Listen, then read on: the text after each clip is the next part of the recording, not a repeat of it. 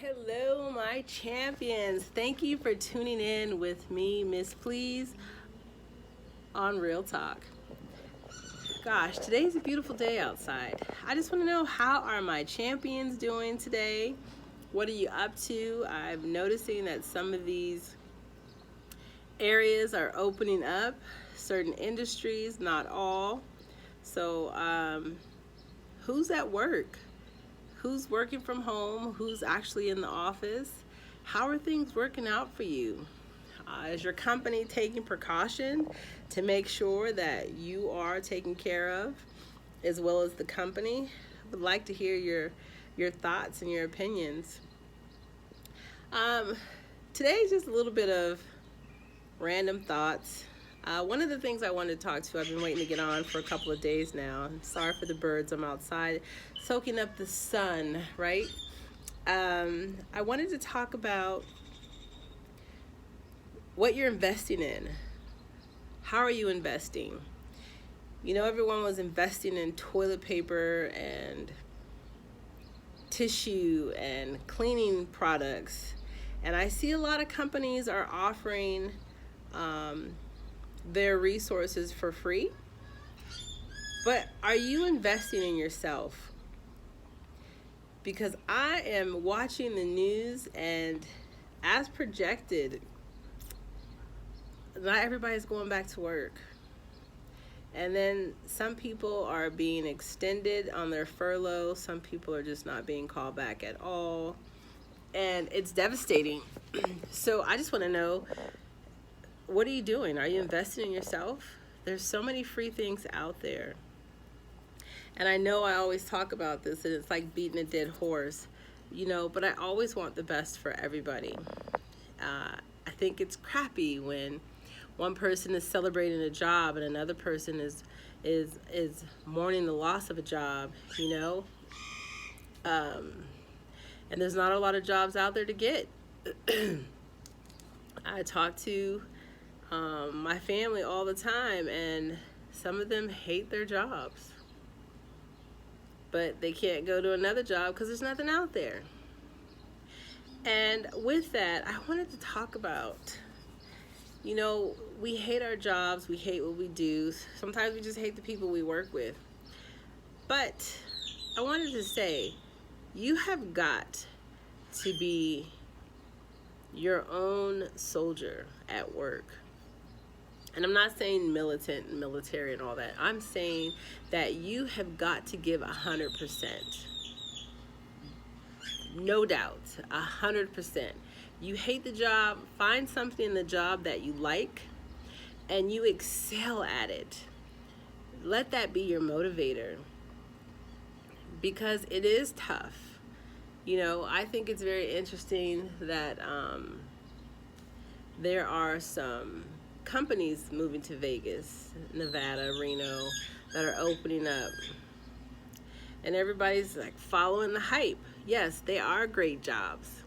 But the question is that a great job for you?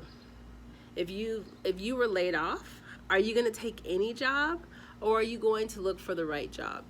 Excuse me, my nose is itching outside, out here in this heat with these trees. That is a key component. A lot of people don't look at that. They just feel like, I got to go from one job to the next, to the next, to the next. I got to feed my family. I understand that. But the goal is to find a job that you like, that you can keep, be satisfied, get up and give 200, 300% on the job. And if you don't like your job, what I have noticed is that people that work for me that don't like their job, they just come in and get a check. No matter how well or how poor they perform, they get a check. That is the wrong type of attitude. Those are the wrong type of people to have employed. I know people want to bring people in for cheap labor, but at the end of the day, there has to be a balance. There has to be a gain for the employee and a gain for the company.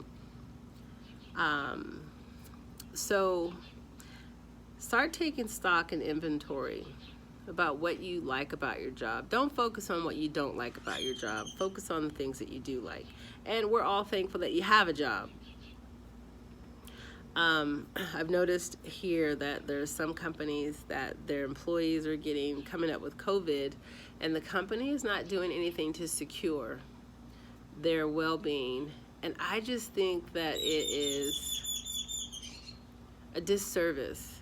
I thought about it this morning when I woke up. I'm like, gosh, you can't find any N95 mask anywhere. So we reverted to our own creativity, right?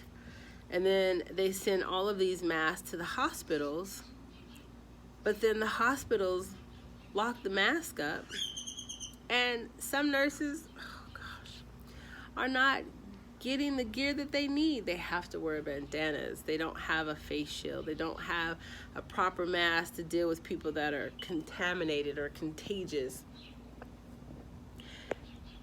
This just doesn't make sense to me. I've got family members in the medical industry, best friends in the medical industry. Why are these people on the front line and not given the right gear? Especially if you're taking it from the stores where we could buy it. What's going on? And the other thing I noticed, tell me what your thoughts are. The other thing that I've noticed is you couldn't find hand sanitizer anywhere, right? The time it took for these mom and pops or non-famous companies to create the hand sanitizer to distribute to the public using the ethanol, when they hit the stores, all of a sudden hand sanitizer became available. It just was interesting to me. What's available, what's not, when it becomes available. And I'm not ever arguing with politics. I don't do that. And I'm not questioning politics. I just am questioning how interesting and coincidental it is. But, you know, I'm about leadership. I'm about business. I'm about what are you doing to improve? Because we all have families. At the end of the day, we all have to provide food, shelter, transportation for ourselves. And what are we doing? The economy is unstable right now. So we have to invest in ourselves. I saw that Nikon had free classes. I saw that Mastermind had reduced their classes. You buy one, you get one free to pass to a member. I saw that you can take some classes with some of the colleges for free online. And I think that these tools are available, and if they're out there and you've got internet, you've got your cell phone, take a look at those, because I have to tell you, you're going to have to be very creative. You know, there would be a few handful of jobs out there, and let's say 300 people would apply, right? Now, with the disruption of our community, our society, there are way more people competing for that one job. And you have to position yourself to be looked at, for your resume to stand out, for your qualities to speak in volumes, because it's going to turn into a lottery. It's a crapshoot. Who do I pick?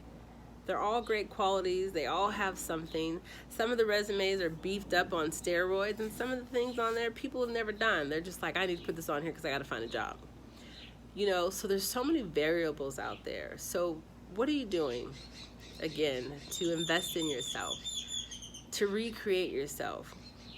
You know, we've been home long enough to determine if starting a new business is what you need to do, or if creating a new product. It's up to us, the creativity. So what are we doing? How are we doing it? How are we going about doing it?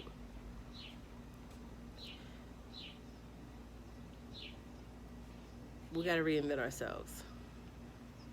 And I know I keep saying it, and I do apologize. for saying it over and over, but you just don't understand how valuable that component is. You know, you want that seat at the table, gotta create it. You want that job opportunity, you gotta create it. You wanna outcompete someone, you've gotta create the scenario that makes you stand out. You gotta speak louder than all of the noise that everybody is hearing. So I challenge you, reach out to your network, reach out to some past connections and find out what they think. You know, recently my daughter said that she wanted to open up a bakery. I think that is amazing. I'm behind it 100%. But one of the things that you got to do when you're going to start a business is you've got to look at your client base, sample size. How many people will buy it? How much will they spend for it, for your product? There's a lot of questions, and I've noticed that a lot of people don't, not my daughter, of course, but I noticed there's a lot of business owners. They take out money from their homes and their mortgages. They refinance, excuse me, is the proper terminology. And then they go out and set up a business. And they set their business based on what they like, how well they think they produce something. And they don't ever do sample testing to see, do people really like your green eggs and ham? Do people really like, you know, how you build sausage houses?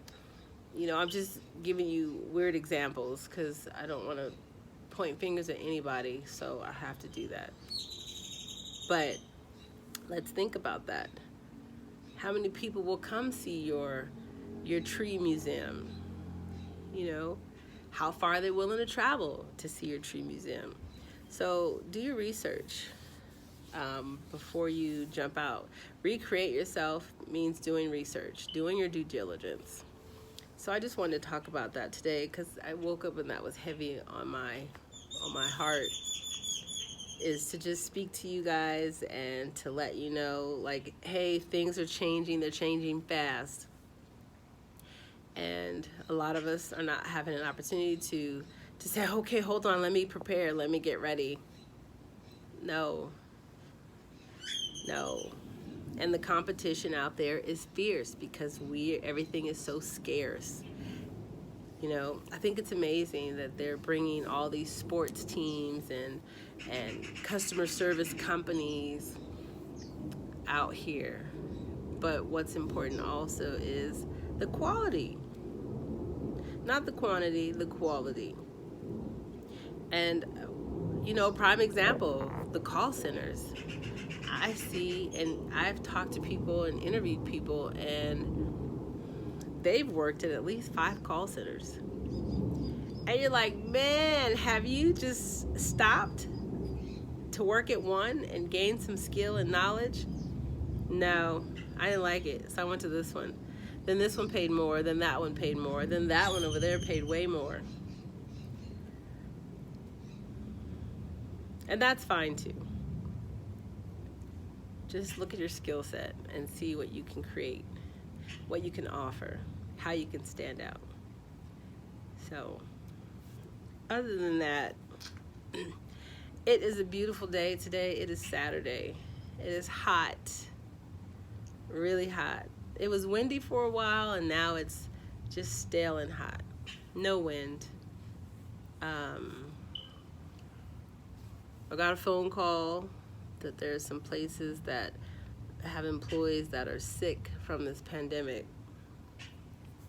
and they're not doing anything to protect their customers or their employees. And so these employees are out delivering, and they're contagious. And it's not a company that you would think it would be. So it's a company that no one would ever have thought It's not a major big company, not a Fortune 500 either. So before you start trying to figure it out and start saying, well, you know, Miss Please said no, no name dropping. It's not any of the big delivery companies. It's just a small company that they offer delivery options if you can't come to their shop. So anyway, just be safe out there. Don't go outside unless you really have to. Don't go to the store unless you really have to. Keep your babies inside. Please keep your babies inside. And if you do have to go out, make sure you and your kids have masks on. Because I see parents had to run to the store and get medicine, and I saw the parents had a mask on, the kids didn't. Or the kids had a mask on and the parents didn't. They've got masks at Walgreens now. I think it's $12 for a pack of 25. If you can't afford it, take a t-shirt, take a sock, take a bandana, take a sheet, a pillowcase. Protect yourself. Stay healthy, stay safe. Oof. Until then, we'll talk soon. Peace, and thank you for joining me, Miss Please.